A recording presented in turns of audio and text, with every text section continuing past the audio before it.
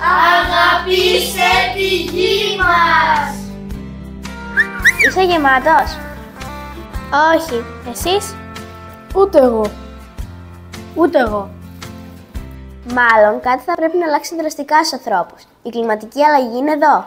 Γιατί όμως είναι τόσο σοβαρό ζήτημα η κλιματική αλλαγή? Η κλιματική αλλαγή είναι η μεταβολή στο κλίμα που οφείλεται στο φαινόμενο του θερμοκηπίου και προκαλείται από τα καυσαέρια και τους ρήπους. Ποιες είναι οι συνέπειες της κλιματικής αλλαγής για τον φυσικό κόσμο?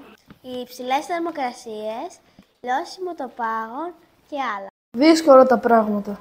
Για δες, υπάρχει ελπίδα. Είδες τι κατασκεύασαν τα παιδιά από το Δωματικό Σχολείο Ελιάς. Για να τα ακούσουμε. Κατασκευάσαμε ένα ρομποτικό κανόνι κύκλους με τη βοήθεια της εκπαιδευτικού πληροφορικής. Η κατασκευή περιλαμβάνει ρομποτικές πόρτες και βραχίονες οι οποίοι ενεργοποιούνται μέσα σε 3 χρώματος. Ανάλογα με το χρώμα του απόβλητου που εισέρχεται στον κάδο, εμφανίζεται η αντίστοιχη κατηγορία στην οποία ανήκει και ενεργοποιούνται κατάλληλοι βραχίονες, οδηγώντας τα απόβλητα στον αντίστοιχο κάδο.